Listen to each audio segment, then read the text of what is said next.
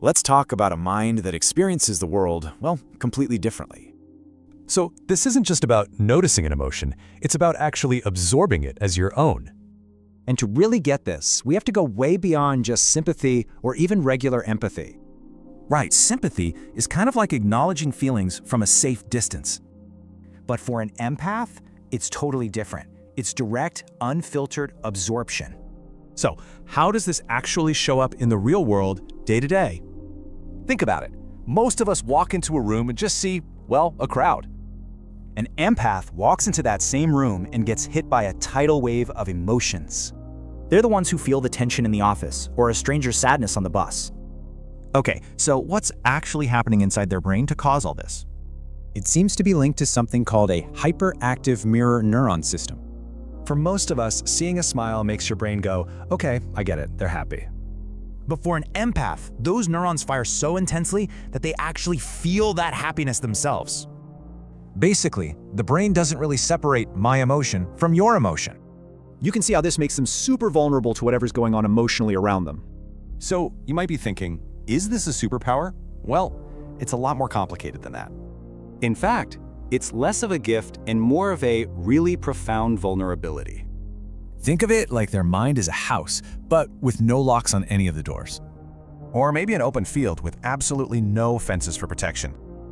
So for them, the real struggle isn't connecting with people. It's about not being consumed.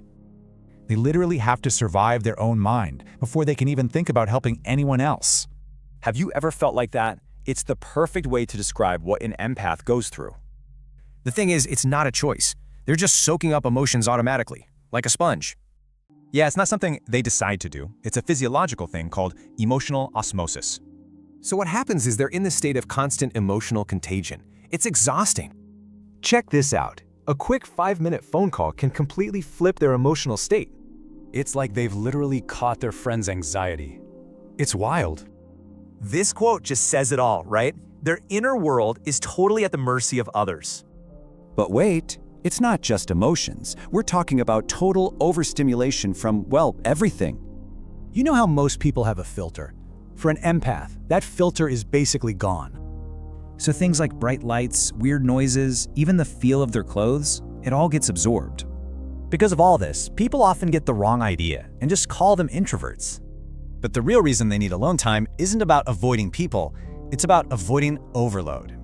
Seriously, solitude for them is like hitting a reset button. It's the only way to wring out that sponge. And all of this constant absorption, it takes a massive physical toll on the body. We're talking about things like unexplained fatigue, anxiety, and just a super sensitive nervous system. It really is true. The body keeps the score. All that chaos becomes real, physical stress. So you can imagine, their mind is basically at war with itself, with its own porousness. And all this leads to what is probably the single biggest challenge for an empath. If you're an empath, this is real. Defending yourself isn't a choice, it's survival. And this isn't about being aggressive. It's about protecting yourself from total burnout. So what's the big problem? Well, for an empath, setting boundaries just feels wrong.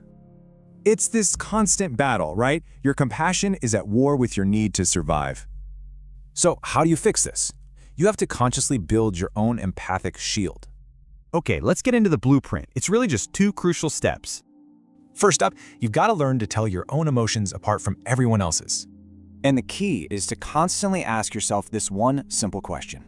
Is this feeling actually mine? Your body will actually tell you. You just have to learn to spot these physical clues. Once you spot it, you can see their energy for what it is and not let it in. Okay, step 2. And yeah, this is the hard part. It's about changing your behavior. It's all about a mindset shift. You're not building a wall, you're building a protective fence. This means saying no and protecting your energy like the finite resource that it is. I mean, think about it. Your compassion is a precious resource, and it can definitely run dry. So remember, what you're building isn't a prison. It's a sanctuary, just for you. So is an empath's life just destined to be a constant struggle? It can really feel that way. At first, you have 2 bad options. You're either a sponge or you're a wall. But get this, the end game isn't about hiding. It's about skillful, conscious engagement. This is the evolution into what we call a conscious filter. You learn to manage the input. And this is the alchemy, right? It turns that so-called curse into an actual, usable gift. Before, your mind is just an open radio, getting blasted by every single station at once. But after, you become the skilled operator. You choose which frequency to tune into. It's a whole new skill set. You learn to extend your psychological antenna to read a room. And just as importantly, you know exactly when it's time to consciously pull them back. So you see the shift? It moves from a passive process to an active, intentional skill. You become a master of psychological hygiene, cleansing all that residual emotional energy. But here's the thing. This kind of mastery is never a given. It has to be earned. It's literally forged in the fire of 1,000 different overwhelming moments. Yeah, it's the difficult work of building a self when the world wants to absorb you. But once you're there, the balanced empath shines as a therapist, a doctor, a leader, Because their real power comes from one thing: protecting their own energy. So the greatest strength isn't a lack of vulnerability, but the wisdom to protect it.